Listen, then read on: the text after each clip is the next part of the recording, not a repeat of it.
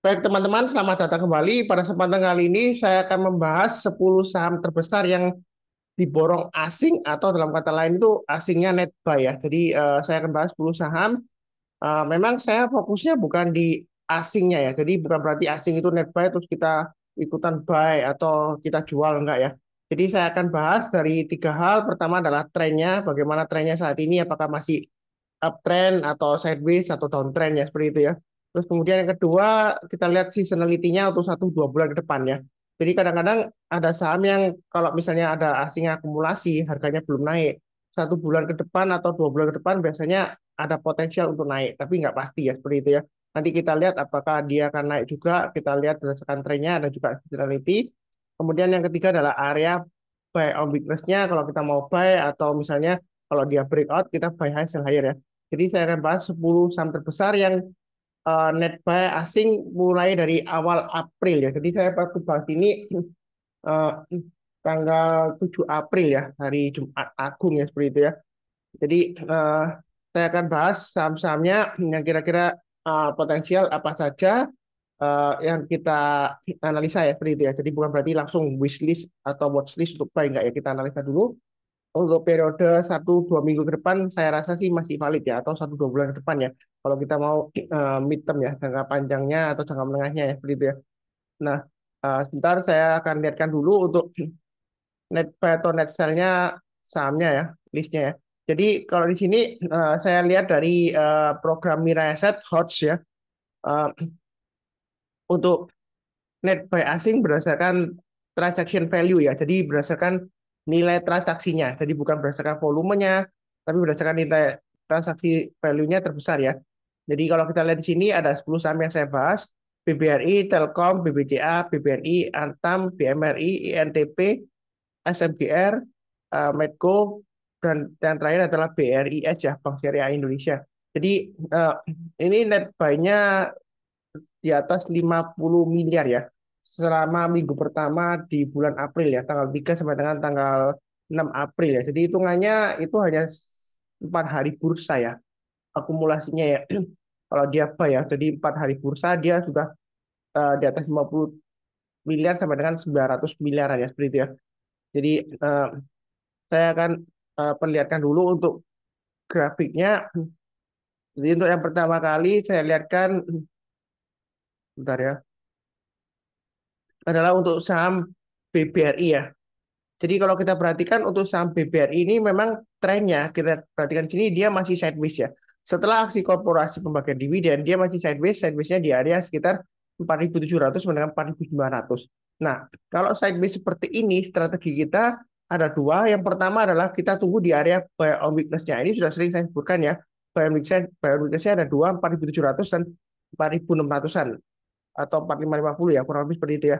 Jadi di area 4550, 4600. Buy on weakness itu artinya kalau dia turun, kita jangan langsung buy.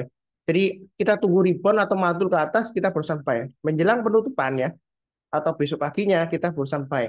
Jadi kalau turun jangan langsung buy. Kita lihat kalau oh berarti tembus ke atas lagi ya kita buy lagi. Kalau mendekati penutupan atau besok paginya dia masih bertahan di atasnya ya seperti itu ya. Jadi seperti ini. Kalau turun kita jangan buy, tunggu rebound mantul ke atas kita berusaha buy. Ini tentunya sebelumnya di sini ya. Ini tanggal 16 Maret, kemudian berikutnya sebelumnya tanggal 28 Februari dia turun di bawah 4.700, tapi besoknya dia rebound mantul dan bertahan di atas 4.700. Nah, di sana kesempatan kita untuk buy. Jadi pagi-paginya atau menjelang penutupannya hari itu juga ya, tanggal 1 Maret ya, seperti itu ya. Jadi ini masih sideways, tunggu di 4.700 atau 4.550 sampai 4.600 ya. Tapi kalau turun di banyak 4.550, jangan buy on weakness lagi karena dia ada kemungkinan ini turunnya bisa dalam ya.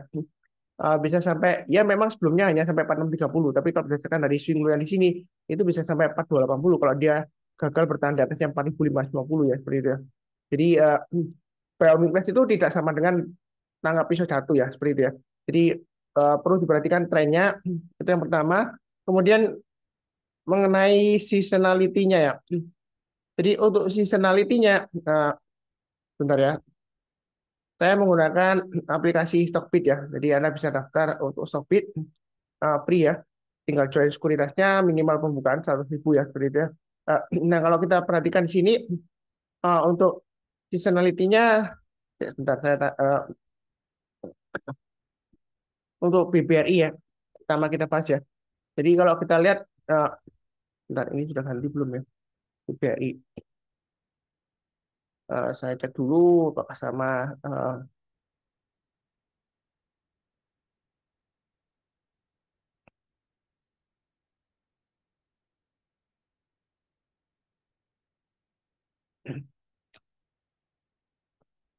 oh, sepertinya belum ganti ya. Bentar, belum di refresh ya. Nah, oke, sudah di refresh sini ya untuk BBRI ya. Jadi saya pakai sekitar kurang lebih 7 tahunan lah seperti ini ya. Jadi kalau kita perhatikan di sini untuk BBRI ya, bentar saya cek dulu apakah dia benar 2023 1,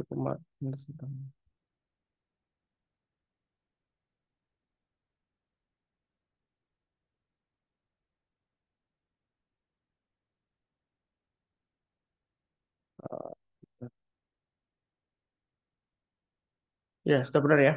Jadi tadi saya double cek aja, make sure kalau itu sudah datanya benar cocok dengan saya ya. Jadi untuk seasonality-nya untuk BBRI ya selama kurang lebih ya 7 tahunan lah ya saya ambil ya. Jadi kalau kita perhatikan di sini selama 7 tahun terakhir 1 2 bulan ke depan ya.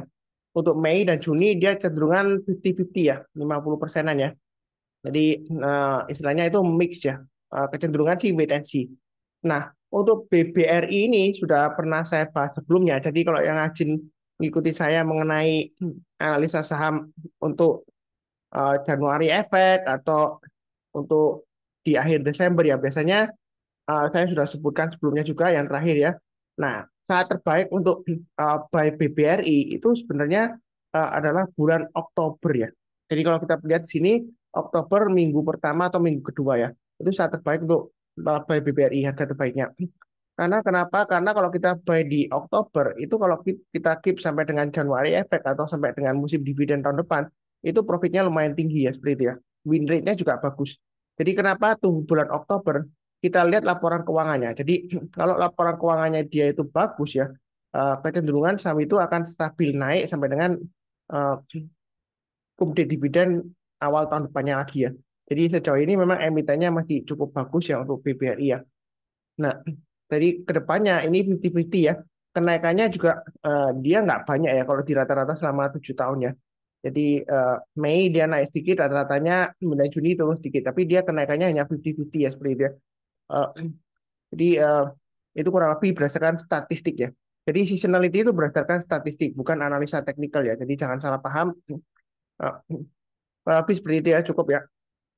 Untuk weekly-nya kalau kita perhatikan memang masih side base ya. Tadi sama ya, kurang lebih ya, BBRI ya. Oke, cukup. Berikutnya kalau kita perhatikan untuk net buy terbesar kedua adalah Telkom. Jumlahnya adalah 455 miliar ya, seperti itu ya. Jadi kira-kira trennya bagaimana ini Pak Sundar ke depannya untuk saham eh, Telkom ya. Nah, kalau kita perhatikan trennya di sini, ini MA20-nya masih mengarah ke atas dan harganya masih di atasnya MA20-nya. Jadi masih bagus kalau mau buy ya seperti itu ya. Area trading range-nya saat ini adalah kurang lebih sekitar area ini ya, 4.200 sampai dengan 4.500 ya. Jadi kalau mau buy sekarang boleh, atau kalau mau tunggu buy on weakness, misalnya Pak Sunar, saya tunggu buy on weakness, tunggu di mana? Ya ini tunggu aja di MA20-nya. Artinya, ini sudah sering saya sebutkan ya, kalau harganya itu turun di banyak MA20-nya, memotong MA20-nya dari bawah dari atas ke bawah, kemudian dia berhasil rebound, mantul lagi memotong dari bawah ke atas, di sana langsung kita untuk buy. Jadi tunggu di area sekitar MA20-an, sekitar 4.080 sampai dengan 4.100-an kurang lebih ya. Jadi kalau dia full back, kemudian rebound barusan kita buy. Jadi jangan turun langsung buy, jangan. Kita tunggunya banyak tunggu kalau dia sudah pasti rebound lagi atau mantul ke atas lagi. Nah, kalau kita lihat dari grafik mingguannya ini masih ada peluang untuk naik terus sampai dengan 4.600-an ya. Jadi dia masih di tengah-tengah di sini ya. Jadi masih cukup menarik untuk Telkom di sini ya. Nah, kira-kira bagaimana untuk seasonality-nya untuk 1 2 bulan ke depan ya untuk Telkom? Sudah saya uh, perlihatkan.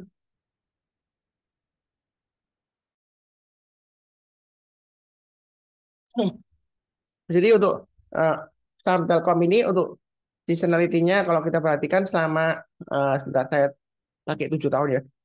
Selama 7 tahun terakhir untuk Telkom Kita lihat di bulan Mei dan Juni. Mei kecenderungan dia lesu ya. Kenaikannya probabilitasnya naik hanya 33% aja karena dia kecenderungan merah. Rata-rata 7 tahun terakhir dia minus 2,48%. Kalau Juni dia mix ya, sekitar 50%. Dan saat yang terbaik untuk buy Telkom itu biasanya di bulan Oktober ya, seperti itu ya. Jadi kalau Oktober kita buy selama laporan keuangannya dia bagus, maka dia ada kemungkinan untuk rally sampai dengan akhir Desember paling tidak seperti itu ya.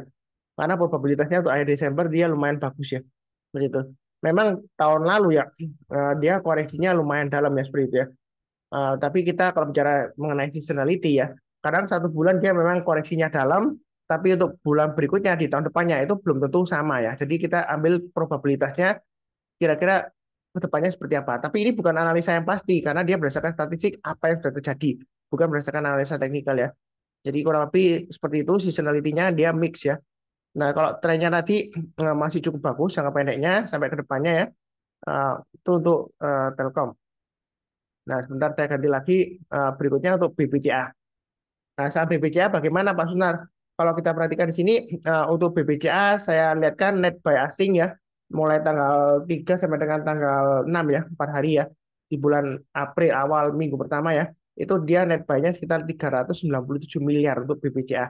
Nah, trennya bagaimana kalau BBCA ini dia ada dua trading range-nya ya. Kalau Anda mau buy BBCA, Anda bisa buy on weakness di area 8.600 atau 8.250 atau yang paling bawah di area 8.075. Nah, buy on weakness itu artinya kalau dia turun, kita jangan langsung buy. Kita tunggu rebound atau mantuk ke atas, kita barusan buy. Jadi setelah kumde dividen, dia luar biasa ya. Dia bertahan naik, malah higher high ya untuk BBCA ya. Kemudian saat ini dia masih konsolidasi di atas MA20-nya. Yang mau buy weakness tunggu di 8.600 ya. Kebetulan juga sama pepotongan MA20-nya. Jadi ketika MA20-nya dipotong dari atas ke bawah, kemudian memotong lagi di ke atas, di sana sebelum kita untuk buy weakness. Memang sebelumnya di sini gagal ya. Tapi kalau kita bicara mengenai trading, kita jangan terlalu kaku. Artinya, kalau dia sebelumnya gagal, belum tentu kali ini gagal juga ya. Bisa aja dia setelah memotong emas tubuhnya dari atas ke bawah, kemudian dia rebound, matul, memotong lagi dari bawah ke atas ya, dia bisa naik lagi lanjut sampai dengan 9.000 ya. Seperti itu ya. Yang penting adalah kita sudah ada plan-nya. Pasang trailing stop-nya di mana, stop loss-nya di mana, target price terdekatnya di mana. Dan area buy weakness di sini adalah untuk BBCA di sini sudah saya sebutkan ya. Tadi 8.250, 8.075 atau 8.600 ini ya, paling dekat ya. Nah, resistennya 9.000 ya. Misalnya kalau kita tunggu buy weakness, ternyata nggak dikasih-kasih Pak Sunar. Ya kita buy high sell higher aja. Jadi kalau dia berhasil naik ke atas 8.900, kita buy. Kemudian naik ke atas 9.000, kita tambah lagi atau average up. Target price berikutnya adalah 9.400 ya. Seperti itu ya. Nah, mungkin ada yang bertanya, oh Pak Sunar, apakah nggak ketinggian tuh seperti itu ya? Jadi seringkali saya sebutkan ya, saya ulangi sekali lagi karena juga masih ada yang tanya di grup saya, apakah ketinggian atau ketinggalan ya? Ya jawaban saya selalu ya, Anda kalau beli dimanapun juga, entah itu di bawah atau di tengah-tengah, di atas ya, setelah Anda beli itu bisa aja tiba-tiba turun ya. Saya nggak mendoakan yang jelek enggak, karena kita nggak bisa mengatur harga saham di pasar saham. Yang penting kita bisa analisa mengenai trennya, terus support resistance dekatnya. Nah, yang selanjutnya langkah kita adalah pasang automatic order untuk trailing stop-nya dan stop loss-nya. Jadi jangan takut ketinggian. Kalau Anda takut ketinggian, bagaimana Anda bisa untung di saham yang multi bagger? Karena Anda sudah dikasih bagus, untungnya banyak, mungkin sudah 2 digit ya. Mungkin bisa sampai 50%. Kemudian naik lagi breakout ke atas, Anda nggak berani. Anda nggak berani buy lagi atau average up ya, seperti itu ya. Nah, kemudian kalau misalnya dikasih koreksi, sudah naik 50%, kemudian tiba-tiba koreksi sampai dengan 8% atau 10%, Anda bingung, ya kan? Ini kira-kira hold atau enggak, ya seperti itu. Nanti saya kalau enggak uh, take profit, nanti profitnya hilang. Kalau misalnya saya jual langsung, nanti tiba-tiba naik lagi gimana ya. Yang penting adalah ada trading plan-nya, ya. Support resistance dekatnya Anda harus tahu. Jadi kalau dia breakout ke atas 9.000, kita boleh tambah lagi yang sudah punya atau average up, uh, atau buy ya, yang belum punya ya. Target berikutnya ya di area sekitar 9.400. Jadi perlu diingat, saya tidak pernah menyesatkan orang lain dalam arti, wah nyarankan buy kok banyak di atas. Enggak. Saya follow trennya ya. Jadi kalau uptrendnya masih bagus, dia breakout, ada kemungkinan bisa higher high ya. Kita buy high sell higher. Kalau mau tambah lagi atau average up silakan ya. Kalau mau buy bagi yang belum punya ya silakan. Strateginya buy high sell higher ya. Seperti itu. Tapi cukup untuk BBCA ya.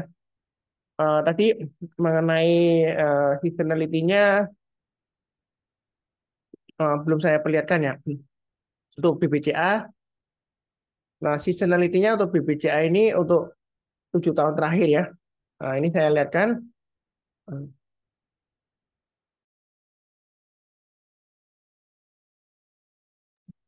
Jadi Bank BBCA ini, Bank BCA ini adalah salah satu emiten yang memang boleh dikatakan banyak orang bilang saham yang mahal dan saham yang bagus ya, tapi mahal ya. Dan kecenderungan pergerakannya lemot katanya seperti itu ya. Nah di sini kalau kita lihat probabilitasnya, probabilitasnya untuk BBCA itu masih cukup menarik ya seperti ini ya. Um, untuk Mei aja 50%, Juni 50% ya. Tapi kalau kita lihat um, bulan-bulan berikutnya ini uh, sepanjang bulan ya, kalau selama 7 tahun terakhir rata-ratanya dia probabilitasnya di atas 50% ya, seperti itu ya. Jadi masih ada peluang. Nah, kalau mau buy ya tunggu aja buy on weakness yang sudah saya sebutkan sebelumnya ya, di grafiknya ya. Ya, kurang lebih seperti itu. Jadi masih cukup menarik untuk BBCA walaupun sudah ada opsi koperasi pembagian dividennya sudah selesai ya, seperti itu ya. Tunggu aja buy on weakness. Terus terang untuk saya sendiri untuk BBCA saya belum buyback ya. Jadi saya tunggu aja, saya nggak buru-buru. Mungkin nanti saya buybacknya sekitar Juni atau Juli ya seperti itu ya. Jadi kalau kita perhatikan di sini um, sebelumnya ya 2 tahun sebelumnya dia Juni koreksinya lumayan dalam ya. Jadi mungkin akhir Juni atau awal Juli ya. Atau paling nggak paling cepat ya awal Juli ya. Karena sebelumnya kalau kita lihat di sini Mei kecenderungan dia naik pun nggak banyak ya. Tapi kalau Juni dia ada kemungkinan naik ya kalau dia masih bagus uptrendnya. Kurang lebih seperti itu ya. Cukup ya. Kemudian berikutnya saya lihatkan untuk setelah BBCA BNI ya. Jadi kira-kira bagaimana seasonality-nya untuk BBNI? Jadi seasonality itu bukan analisa um, teknikal bukan ya. Jadi jangan salah paham. Dia berdasarkan statistik apa yang sudah terjadi ya. Jadi berdasarkan data itu kita kira-kira mengambil um, istilahnya data tambahan ya. Kira-kira probabilitasnya ke depan seperti apa ya? Apakah dia masih bagus? Nah kalau kita lihat di sini untuk bulan Mei up-nya untuk BBNI itu cenderung kecil ya, hanya 33%. Dia kecenderungan turun dan rata-rata penurunannya adalah 2,81% 7 tahun terakhir. Nah, di bulan Juni dia juga turun ya. Jadi mungkin lebih baik wait and see aja untuk BBNI atau buy on weakness ya seperti itu ya. Ini kurang lebih berdasarkan seasonality-nya atau statistiknya. Nah, kita lihatkan dulu untuk grafiknya, uh, untuk chartnya ya, untuk BBNI. Nah, kalau dari daily chart-nya memang dia masih kecenderungan naik jangka pendeknya ya. Ini MA20-nya mengarah ke atas dan harganya masih di atas MA20-nya. Tapi kalau kita perhatikan, dia kecenderungannya memang sideways-nya lebar ya. Antara 9.000 sampai dengan 9.600-an ya. Kurang lebih seperti itu ya. Sideways range-nya ya. Nah, kita kan berada di posisi kurang lebih tengah-tengahnya di atasnya ya. Mendekati dengan resistennya. Jadi kalau mau buy sekarang sebenarnya boleh aja karena trennya masih cukup bagus jangka pendeknya. Tapi kalau misalnya Anda mau buy on weakness, Anda bisa tunggu di MA20-nya. Nah, tapi jangan salah paham ya. Tunggu di MA20-nya itu, MA20-nya kita lihat. Kalau MA20-nya mengarah ke bawah ya kita jangan buy on weakness ya. Ini seperti ini sebelumnya ya. Dia memotong ke atas, tapi MA20-nya itu masih mengarah ke bawah. Jadi kalau mau buy boleh aja, tapi jangan terlalu banyak ya. Jangan agresif. Oh, katanya Pak Sunar, buy on weakness di MA20-nya langsung buy banyak. Ya. Ternyata besoknya turun lagi ya. Nah, seperti itu ya. Jadi arahnya MA20 yang penting. Ini kan arahnya masih mengarah ke atas. Kalau dia dipotong ke bawah, mungkin sekitar area di sini sekitar 9.200-an ya. Kalau dia naik lagi rebound bisa langsung kita untuk buy ya, buy weakness ya. Itu di MA20-nya. Atau kalau mau ikutin dari saya di 8825. Ini area buy weakness saya sudah gambarkan ya. Tapi kalau turun di banyak 8825, dia akan kecenderungan mulai downtrend ya. Akan testing area support berikutnya 8450 dan 8200. Itu untuk BBNI ya. Jadi sejauh ini masih cukup menarik. Kalau mau buy silakan buy-nya bertahap aja atau tunggu buy weakness ya. Seperti itu ya. Kurang lebih sih cukup ya untuk BBNI.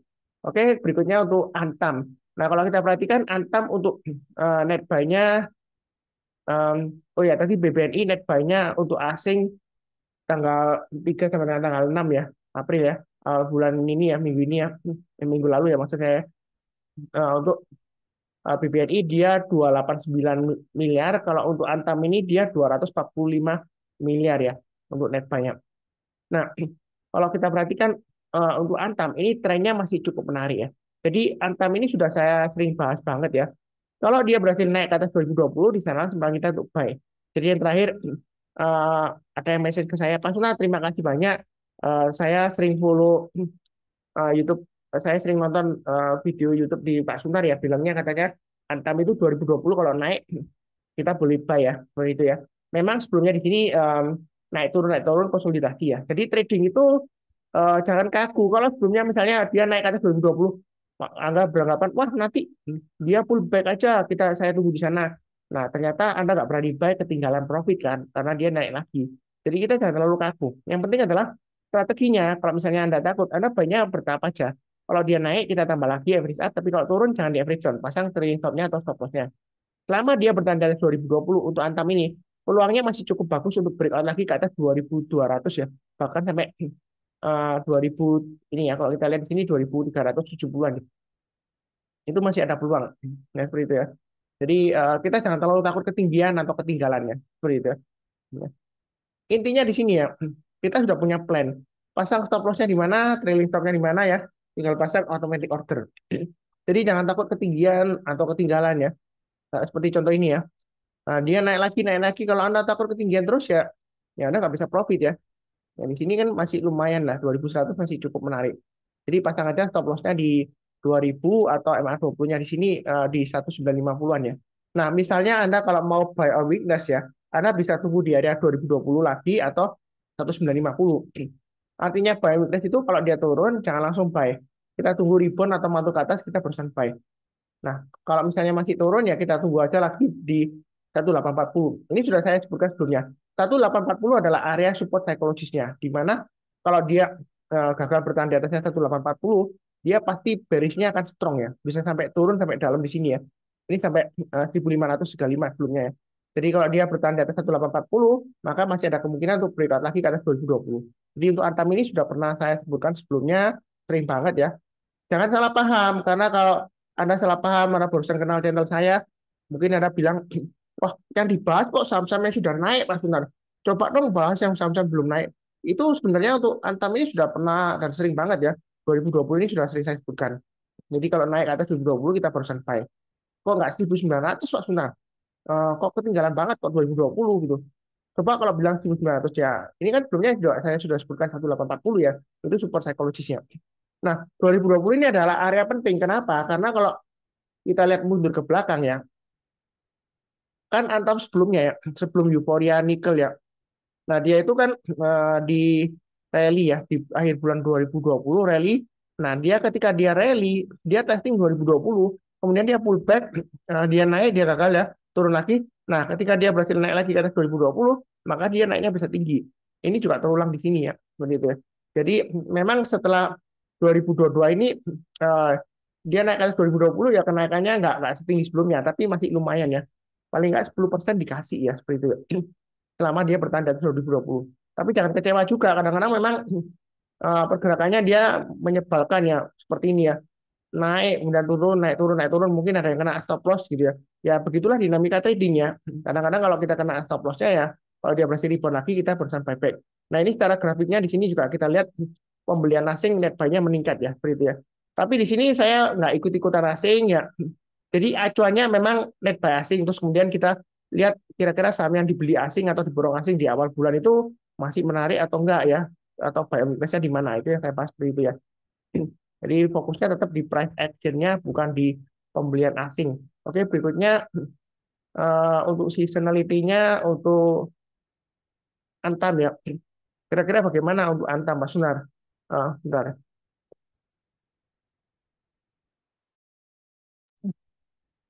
Jadi saya ganti 7 tahun ya. Nah, selama 7 tahun seasonality-nya, ini di bulan April dia 71% naik ya. Probabilitasnya memang bagus ya. Seperti itu ya. Jadi kenaikannya 0,48 ini masih nggak seberapa tinggi ya. Karena sebelumnya kalau kita lihat ya, sejak dari euforia nikel ya, jadi itu ya, dia kenaikannya lumayan untuk bulan April ya. Rata-ratanya untuk selama 7 tahun terakhir 4,72%. Jadi ini masih bisa naik lagi ya ke depannya ya. Apalagi kalau kita lihat di Mei dan Juni itu 50-50. Nah, yang menariknya di sini di bulan Juli itu luar biasa banget ya. Kenaikannya tinggi banget ya, seperti itu ya. Sampai 8,6% rata-ratanya. Ini dalam 7 tahun terakhir, ya kalau kita ambil 6 tahun, dia selalu 5 tahun ya di sini ya, 5 tahun di bulan Juli ya, dia selalu naik ya, gitu ya. Hanya 1 tahun aja di tahun 2017 di bulan Juli dia merah, tapi koreksinya nggak seberapa tinggi. Ya, itu pun efek dari sisa dari koreksi dalam sebelumnya seperti itu ya. Tapi kemudian bulan depannya dia rebound ya. Jadi kedepannya untuk saham Antam ini potensialnya masih bagus. Selama dia nggak ada kasus yang aneh-aneh ya. Karena seringkali ya Anda tahu sendiri lah, Antam itu kadang-kadang ada kasus ya. Eh, Sebelumnya ya kasus mengenai emas dan sebagainya seperti itu ya. Ya, yang penting di sini kita ikutin aja.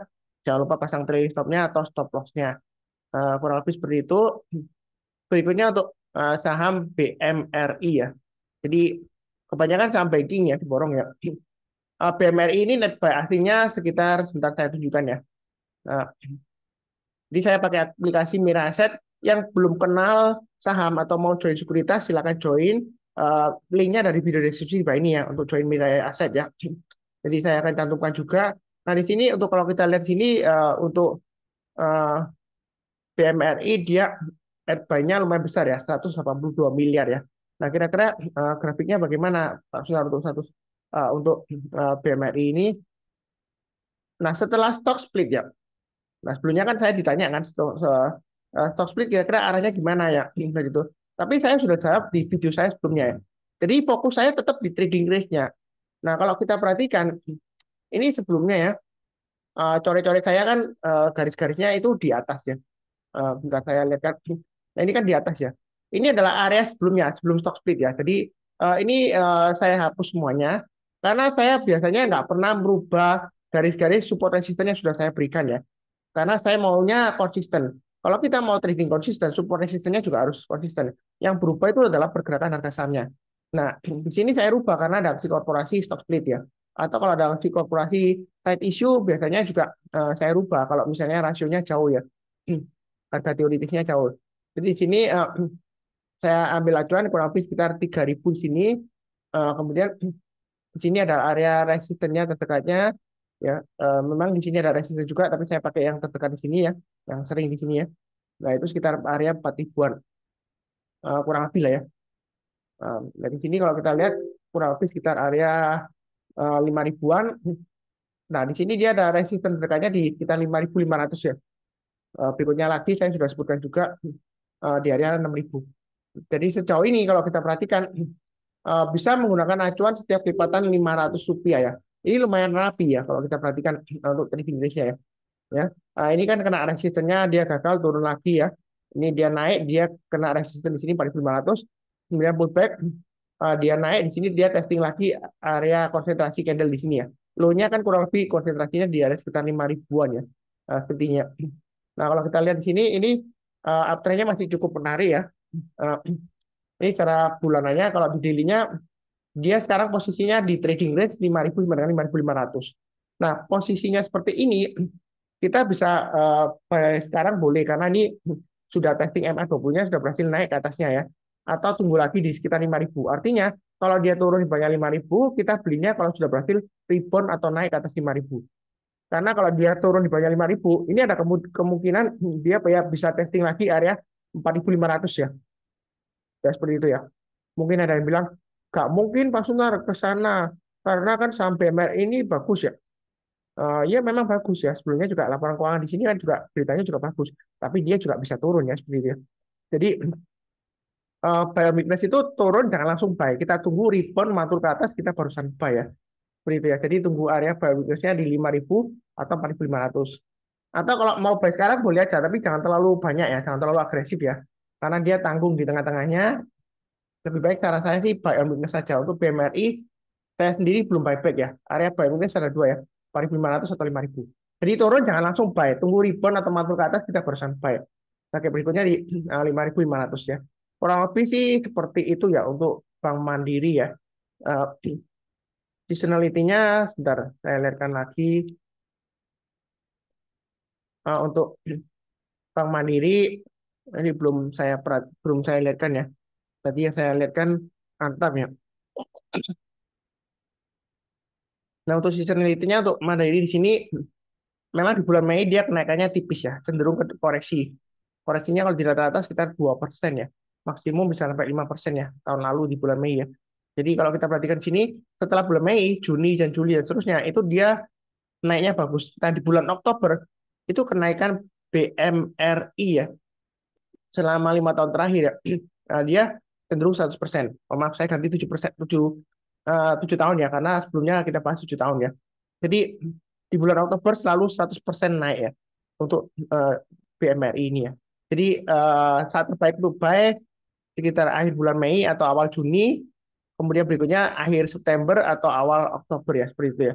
Itu saat terbaik untuk buy Bank Mandiri ya. Sekarang memang kecenderungan bukan jelek, tapi ya masih menarik. Lebih baik buy obligasi saja atau tunggu sekalian buy high sell higher ya, seperti itu ya. Kurang lebih sih cukup ya untuk BMRI. Berikutnya kalau dari listnya kita lihat sini, setelah Bank Mandiri adalah INTP ya. Ada dua emiten semen ya yang diborong asingnya, INTP dan SMGR ya. Kita bahas dua-duanya ya.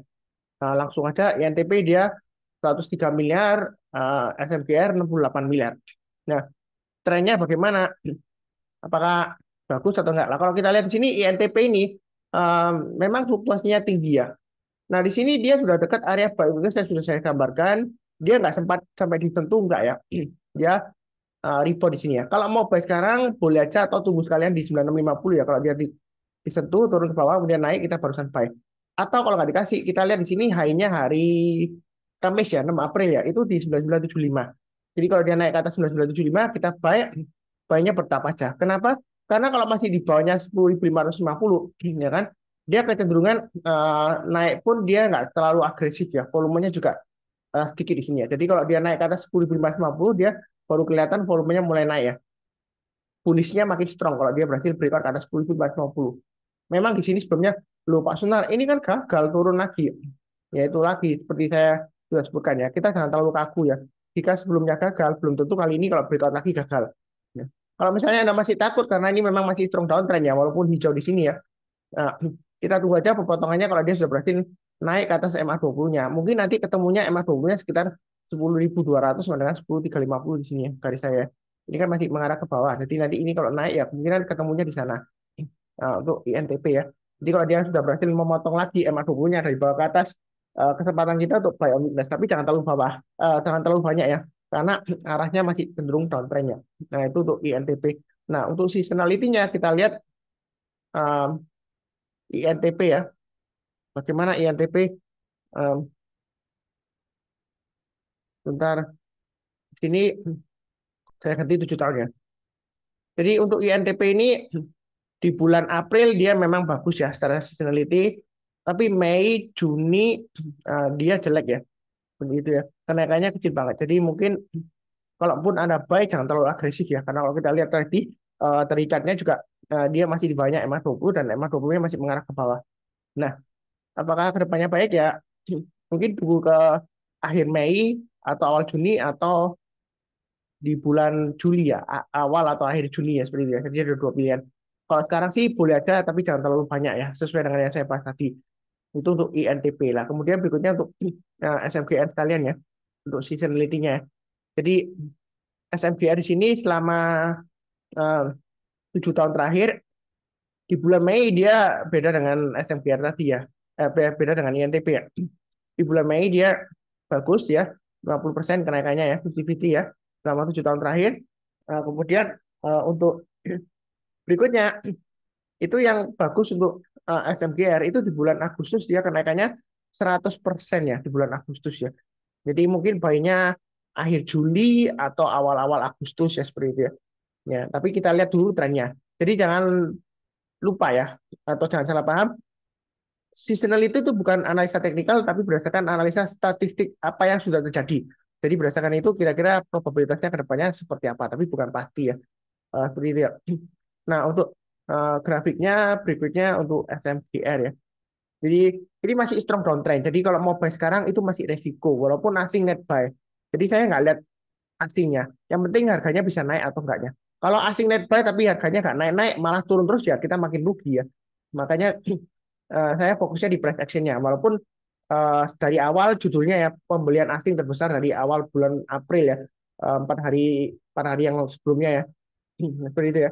Nah kita lihat ini masih resiko. Tunggu aja kalau mau kalau Anda mau curi start, tunggu naik ke atas 6150, tapi lebih baik tunggu aja naik ke atasnya 6600 ya, 6550 sampai 6600. Ini area yang sudah saya gambarkan sebelumnya.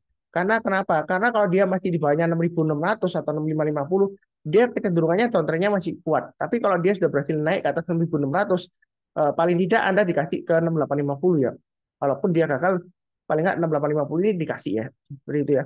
Jadi kalau masih di bawahnya 6600 bisa saja terjebak lagi di sideways-nya di sini ya. Minor sideways areanya sekitar 6500 sampai dengan 6800 ya seperti itu ya. Jadi untuk SMGR ini jangan terlalu agresif karena masih cenderung strong downtrend. Kalaupun ada buy, banyak lihat ke atas ya. Jadi biasakan ya, ini sering saya sebutkan di di Telegram grup saya ya. Memang agak susah ya kalau kasih saran orang ya. Eh, Kalau sahamnya itu masih strong downtrend, tahunya dari mana? MA20-nya masih mengarah ke bawah dan harga sahamnya masih di bawah MA20-nya ya. Itu kita jangan lihat ke bawah kalau mau buy. Memang maunya murah Pak Sunar, buy low sell high, ya kan? Supaya untungnya banyak, cuannya besar, resikonya kecil katanya gitu. Kalau kita beli di bawah. Siapa bilang ya? Karena berdasarkan analisa teknikal, prinsip dasar analisa teknikal, tren akan tetap berlanjut kecuali ada konfirmasi pembalikan arah. Nah, ini kalau downtrendnya belum ada konfirmasi pembalikan arah, dia masih bisa turun lagi. Memang kalau sudah terjadi ngomongnya gampang. Mungkin Anda kebetulan lagi Anda belinya di area 5850 ya, paling bawah. Kemudian dia rebound naik, Anda bisa pamer kemana-mana ya. Oh Pak Sunar, saya dapatnya 5850 sampai 6400 lebih loh saya jual. Begitu ya. Ya beli saham itu ya turun beli, jangan sampai naik naik tinggi terus kita beli enggak. Saya nggak pernah ngajarin tunggu di atas banget enggak ya. Tapi kadang-kadang kita belinya di atas itu untuk konfirmasi. Memang sudah terjadi ngomongnya gampang. Coba kalau misalnya nggak terjadi ini turun lagi misalnya ya, saya nggak doakan ya. Anda pasti diem aja, Anda nggak berani ngomong. Karena kalau Anda ngomong atau share kemana-mana, Anda pasti kata-katain Samsung downtrend kalau Anda beli. Ya contoh sederhananya seperti inilah. Eh, Sebelumnya di sini di grup saya kalau nggak salah ada yang tanya, Pak Sunar itu dekat dengan area supportnya 6.600 ya, karena sebelumnya dia turun, kemudian besoknya dia naik ya. Ya. Tapi saya nggak tahu orangnya beli atau enggak ya. Salah sih ada yang bilang gitu di grup saya. Saya bilang masih belum karena ini counternya masih cukup kuat, jadi jangan memaksakan diri. Nah ternyata dia masih bisa lower low ya. Ya. Coba kalau Anda beli di sini, pasti Anda nggak pernah di-share kemana-mana. Kalau Anda share, pasti Anda dikata-katain, kalau masih downtrend kok Anda beli. Ya itulah resikonya. Ya kan? Makanya kita tunggu konfirmasi naik ke atas kita pesan beli. Banyak bertahap aja, santai aja. Kalau naik kita tambah lagi, tapi kalau turun jangan di average down. Jadi kita lihatnya ke atas. Biasa kan selalu lihat ke atas ya untuk saham yang downtrend ya. Jangan lihat ke bawah ke murah kita beli lagi average down. Iya kalau naik. Kalau nggak naik ini turunnya kalau di bawah 6150 lagi ya. Nah, ini bisa masih resiko turun lagi di banyak ini ya. Ini low-nya sebelumnya sekitar 6.000, ini sekitar area 5.800-an ya. Nah, kalau dia turun di bawahnya itu, ini jauh banget ya. Kita nggak tahu, nggak kebayang ya. Balik lagi ke masa COVID pandemi sebelumnya di sini ya. Iya, kalau rebound lagi ya, itu ya. Kalau dia turun lagi, makin dalam ya, kita nggak akan pernah tahu ya seperti itu ya. Yang penting di sini kita selalu fokus saja. Nah, katanya ada yang bilang seperti ini Pak Sunar. Nggak tahu itu kata influencer yang mana. Katanya emiten untuk semen itu berbanding balik dengan harga batu bara ya. Kalau harga batu bara naik, kecenderungan harga semennya atau emitennya tertekan karena masih menggunakan batu bara. Saya di sini fokusnya kepada price actionnya ya, lebih ke price actionnya. Jadi bukan ke sentimennya laporan keuangan atau newsnya dan lain-lain ya. Fokus ke price actionnya dan trennya. Support resistennya di mana? Ya kurang lebih seperti itu ya. Cukup ya. Belinya tunggu naik ke atas 1.500 lebih amannya atau memotong MA20-nya dari bawah ke atas ya. Nanti mungkin mungkin dipotong sekitar area MA20-nya di sini di 6350-an ya. Kalau dia naik ke atas kita baru sampai. Sekarang masih belum ya. Bayar saja. Oke. Ini lumayan panjang dua saham lagi ya. Medco dan BRIS. Saya coba sharekan ya. Medco dan BRIS. Ini Medco kalau kita perhatikan 67 miliar asing borongnya dan terakhir juga BRIS ya. Seperti itu ya. Jadi untuk Medco di sini bagaimana Pak Sunar? Ini juga menarik ya. Area buy weakness untuk Medco sudah saya sebutkan di 1000 ya. Yang ngikutin channel saya yang rajin mencatat dan juga pasang kantong recorder juga eh, pasti sudah beli ya ketika breakout ya. Nah di sini memang ada resisten 1100. Resisten itu artinya ya kalau dia naik, tapi kalau dia gagal turun di bawahnya ya kita jangan lupa pasang trailing stopnya.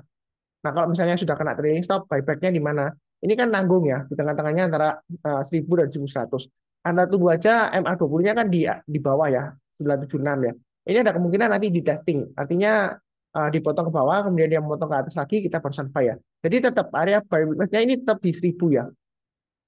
Nah, kalau buy on weakness nggak dikasih, kita buy high sell higher. Artinya, kalau dia berhasil naik ke atas 1115, kita buy. Pakai berikutnya 1200 dan 1300 ya. Gitu ya. Nah, mungkin ada yang bilang, Pak Suntar, ini 1100 ya kalau kita perhatikan sebelumnya di sini. Memang naik, nggak lama lagi dia kecenderungan sideways terus turun lagi seperti ini ya. Ya kita jangan ragu ya. Di saham itu jangan terlalu kaku banget. Kalau sebelumnya dia gagal, naik dan turun lagi, belum tentu kali ini gagal ya. Ini contohnya dia berhasil lah, gitu ya. Ini juga dia berhasil, ya lumayan lah. Ya memang tipis ya untungnya, tapi eh, masih profit lah seperti itu ya. Jadi tunggu aja naik ke atas 1115 atau 1100 ya sesuai dengan garis saya. Terserah Anda mau pakai yang mana. Jadi naik kita tambah lagi atau istilahnya apa ya? Kalau yang belum punya, kalau yang sudah punya average up. Nah untuk seasonality-nya untuk Medco ya. Kira-kira bagaimana Pak Sunta selama 7 tahun terakhir? Eh, satu dua bulan ke depannya ya. Untuk Medco ini kalau kita perhatikan lumayan bagus ya, 50-50 kebanyakan ya, di atas 50% ya selama 7 tahun terakhir. Tapi di bulan Mei, Juni, Juli kalau kita lihat rata-ratanya memang cenderung negatif ya. Jadi jangan terlalu agresif untuk Medco. Saran saya hanya trading swing aja ya, fokus ke pergerakan harga sahamnya ya. Jadi kalau baik sekarang, memang sebelumnya dia kemungkinan naiknya hanya 43% aja, karena sisanya dia cenderung koreksi. Tapi kalau di rata-rata dia masih lumayan ya, 2,96% ya. Seperti itu ya. Jadi kedepannya untuk Mei kecenderungan mungkin dia 50-50 ya, seperti itu ya. Ya mungkin kalau turun ya sekitar 1,85% sampai dengan ya maksimum 11% ya. Ini pernah turun 11% ya, seperti itu ya. Tapi ini berdasarkan statistik, nggak pasti ya, bukan analisa teknikal nggak. Statistik apa yang sudah terjadi. Jadi ini jangan dipakai acuan utamanya, tetap fokus ke price actionnya, trennya seperti apa ya. Oke, berikutnya yang terakhir adalah BRIS ya. Kita lihat seasonality-nya. Jadi kalau kita perhatikan BRIS ini eh, lumayan menarik ya. Dan saya mau sharekan juga tool saya ya. Tool saya itu eh, menggunakan Telegram. Jadi siapa tahu bermanfaat ya seperti itu ya. Saya perlihatkan. Memang saya nggak jualan rekomendasi saham, nggak. Saya hanya jualan tool saham. Tapi harganya itu murah banget ya. Jadi bukan berarti saya ingin untuk banyak kaya raya dari jualan tools nggak ya. Kalau saya ingin kaya raya, saya sudah pasti jual toolsnya mahal ya, di atas 5 juta gitu ya per tahunnya. Tapi di sini saya jualnya hanya 520.000. Kalau dibagi 365 hari itu hanya 1.400 lebih lah. Nggak sampai 1.500 ya. Nah di sini di toolsnya ini, sebentar saya. Jadi pakai Telegram alert ya, bukan bot ya.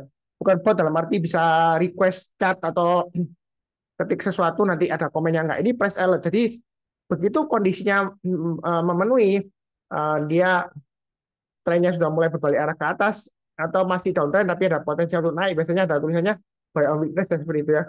Atau kalau sudah buy kemudian dia naik lagi, kita ada alert lagi untuk average up.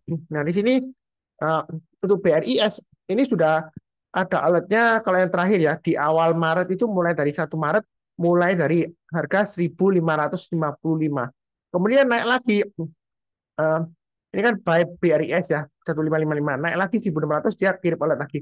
Ini dia real time ya.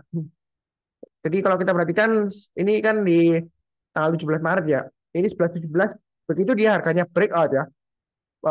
Trennya masih cukup bagus, kemudian momentumnya juga bagus, price-nya tambah lagi, price-nya naik lagi ya. Jadi ada alertnya untuk buy lagi untuk BRIS ya seperti itu ya. Jadi ini enak ya, Anda nggak perlu mantau setiap hari ya. Jadi kalau berdasarkan price action, Anda tinggal langsung, oh itu naik, langsung pasang buy ya seperti itu ya. Pakai HP langsung buy seperti itu ya. Jadi ini real time ya. Delay-nya mungkin paling lama 1 detik ya. 1 detik itu mungkin seperti ini ya. Misalnya naiknya ketika naik ke atas 1625 ya waktu itu ya 17 Maret. Mungkin di jamnya 11 lebih 17 menit, mungkin 30 detik. Tapi maksudnya ke alertnya itu detik ke 31. Nah, memang delay-nya hanya 1 detik lah, dia itu tergolong real time. Karena kadang-kadang mungkin detiknya itu ke 0,6 ya. Jadi 0,5 ke atas ya. Jadi masuknya itu jadi detik berikutnya. Jadi ini real time sebenarnya ya alertnya ya. Yang terakhir hari Kamis dia ada average up lagi 1790 untuk BRIS ya. Ya, ini target price-nya sudah disebutkan juga, untuk stop loss-nya juga dikasih acuannya juga. Nah, ini sangat membantu banget ya. Jadi kita jangan terlalu takut. Oh Pak Sumar nanti ketinggian. Enggak, ini botnya sudah hitung ya. Jadi dia sudah hitung kalau misalnya berdasarkan volume weighted average price-nya, dia PWAP-nya dia mendukung, momentumnya juga naik, trennya juga mulai naik, jangka pendeknya. Dia akan memberikan signal average up. Jadi kita jangan takut ketinggian ya. Seperti itu ya. Karena kalau kita takut ketinggian ya, atau ketinggalan ya, seperti itu, kita nggak bisa profit ya, seperti itu ya. Seperti ini. Wah, Pak Sunar 1550 ke atas saya ketinggalan 1600 saya nggak berani buy. Ini sudah 1790 ya naik gitu ya. Ya, ya itulah kalau kita pakai bot kita nggak perlu pusing-pusing. Ini sudah dihitung. Dan ini sudah saya uji beberapa bulan ya sebelum saya bagikan lumayan akurat ya. Kalau ada yang tanya sebelumnya, oh Pak Sunar akurasi botnya itu berapa persen sih? Ya itu saya memang nggak hitung ya akurasinya, karena saya nggak mau mempromosikan atau memberikan ekspektasi yang berlebihan ya. Misalnya, oh ini akurasinya 100%. Enggak ya. Tergantung juga marketnya. Ya, kalau marketnya bagus ya, bullish ya, saham-saham pakainya naik, ya dia akurasinya tinggi. Tapi kalau marketnya itu lesu banget ya, naik sebentar kemudian turun lagi, istilahnya itu nggak jelas ya, habis naik turun lagi. Nah, ya itu juga sama, botnya seperti itu, bukan berarti botnya itu salah, enggak ya, memang marketnya nggak bisa diatur oleh botnya. Jadi jangan salah paham, Anda maunya toolsnya 100% akurat. Kalau saya punya tools yang 100% akurat, saya nggak bakalan jual. Ngapain dijual? Saya pakai sendiri apa? Oh, karena enak ya. Bahasa Jawanya seperti itu ya. Ngapain dijual? Kalau dijual nanti toolsnya, ya kalau akurasinya 100%, nanti nggak jadi 100% lagi. Karena ada orang yang beli, borong di bawah, ketika dia naik-naik lagi, toolsnya, alertnya naik, nah dia buang barangnya atau jual barangnya, ya nanti jadi gagal lagi ya seperti itu ya. Uh, jadi ini lumayan membantu, murah ya, 520.000 per tahun, satu harinya itu sekitar 1.500 lah ya, kalau dibagi 365 hari. Ya kurang lebih seperti itu lah.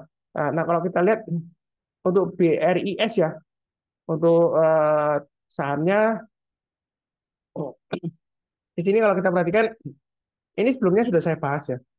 Jadi yang rajin nonton juga lumayan uh, profit ya.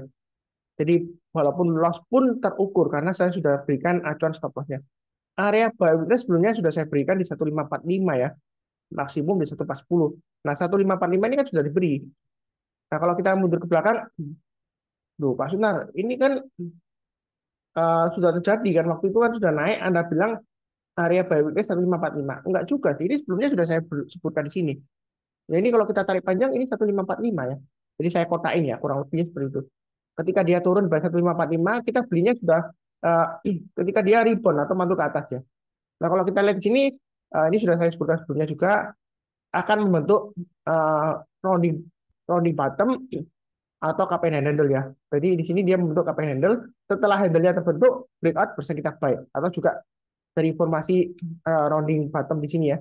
Dia barusan naik, kita buy. Nah di sini itu kalau berdasarkan chart pattern ya. Kalau berdasarkan yang saya berikan ya 1545 ini area buy weakness-nya. Nah di sini kalau mau buy boleh nggak Pak Sunar yang belum punya? Boleh ya. Tapi nanti pas saya buy langsung turun Pak Sunar. Ya nggak ada orang yang tahu 100% ya. Ya seperti itu ya. Kalau Anda misalnya takut, ya Anda bisa tunggu buy weakness di MA20-nya. Itu seringkali saya sebutkan ya. Ketika MA20-nya itu dites, artinya dites itu dipotong dari atas ke bawah ya. Kemudian dia rebound lagi mantul ke atas. Nah, di sana semangat kita untuk buy ya seperti itu ya. Jadi untuk BRIS ini Anda kalau takut ya tunggu aja buy weakness di area sekitar MA20-nya 1625-an ya. Jadi 1650-an kurang lebih seperti itu. Atau garis saya 1690. Jadi ketika dia turun, rebound mantul ke atas, kita berusaha buy ya seperti itu ya. Nah, kalaupun Anda mau buy sekarang, boleh aja. Buy-nya bertahap aja. Kalau naik, kita tambah lagi atau average up. Tapi kalau turun, jangan di average down. Nah, di sini menariknya untuk BRIS ya. Selama dia masih bertahan di atasnya 1545, itu dia masih ada peluang untuk breakout ke atas 2000 dengan target berikutnya di 2200. Ya, seperti itu ya. Apakah ada aksi korporasi? Saya nggak tahu ya. Tapi ini menarik ya formasinya. Rounding bottom ya, kalau di weekly-nya kelihatannya. Nah, ini kalau breakout, ini kan sudah breakout ya. Ini masih peluang ke 2200 ya. Jadi masih menarik. Jangan takut ketinggian atau ketinggalan. Misalnya kalau Anda beli langsung, kalau turun jangan mengatakan, oh pas benar sesat tuh. Oh ternyata salah, analisanya salah. Sebenarnya ya, Saya itu trend following. Jadi kalau dia breakout naik lagi, kita boleh buy lagi. Bukan berarti nanti nyangkut buy-nya di ketinggian ya. Seperti itu. Enggak. Kita nggak akan pernah tahu puncaknya kalau sudah dari atas turun ke bawah, terus dari bawah kita melihat ke atas, oh itu loh puncaknya. Itu baru kan tahu pastinya ya. Seperti ini contohnya sebelumnya. Siapa yang bakalan tahu puncaknya sampai di sini? Kecuali kalau kita sudah turun ke bawah, terus kemudian kita lihat ke atas, wah itu loh puncaknya di sini. Nah, seperti itu ya. Nah, itu contohnya seperti itu. Nah, kalau seperti ini trennya masih bagus, bisa tunggu di area MA20-nya untuk buy on weakness atau buy sekarang tapi nyicil aja. Kalau breakout kita tambah lagi ya, naik lagi kita FS up.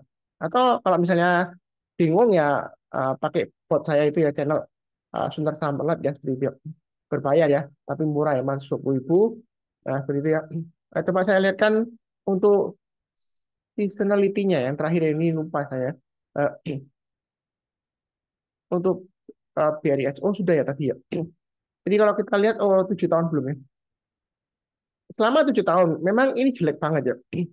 Untuk bulan Mei, Juni, dia naiknya ya 20% sampai 40%. Tapi kalau kita lihat trennya yang terakhir ini ya, ini naik terus ya dari Januari sampai April. Entah ini sentimen laporan keuangan atau aksi korporasi, saya nggak ngikutin beritanya. Nah, tapi yang di sini memang kalau mau buy masih boleh ya, kalau berdasarkan trennya.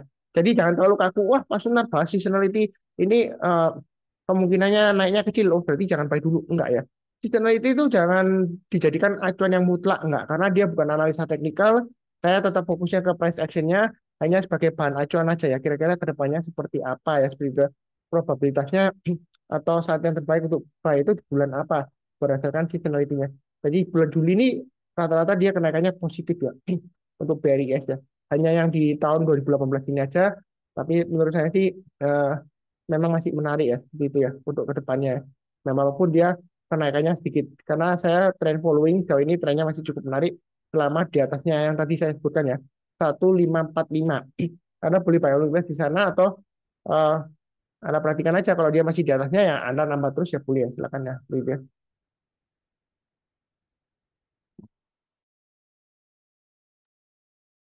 Eh, jadi ini pembahasannya lumayan panjang ya. Eh, Saham-saham yang diborong asing dari awal tanggal 3 April sampai dengan 6 April ya. 7 April dia hari ini ya 7 April ya. Eh, Setelah Jumat Agung ya. Jadi untuk umat Kristiani eh, kurang lebih sih cukup ya. Yang belum subscribe channel Saham Profit jangan lupa subscribe, like, nyalakan lonceng notifikasinya. Kemudian seperti biasanya saya doakan selalu semuanya selalu sehat, damai, dan sejahtera selalu. Amin. Terima kasih banyak. Jangan lupa untuk cek playlistnya ya. Untuk beberapa video ya. Untuk minggu ini. Linknya ada di video deskripsi di bawah ini ya. Untuk periode 10 April sampai dengan 14 April ya. Minggu depannya ini ya. Yang akan datang ini ya. Em, Sekian. Tetap semangat. Sampai jumpa lagi ya.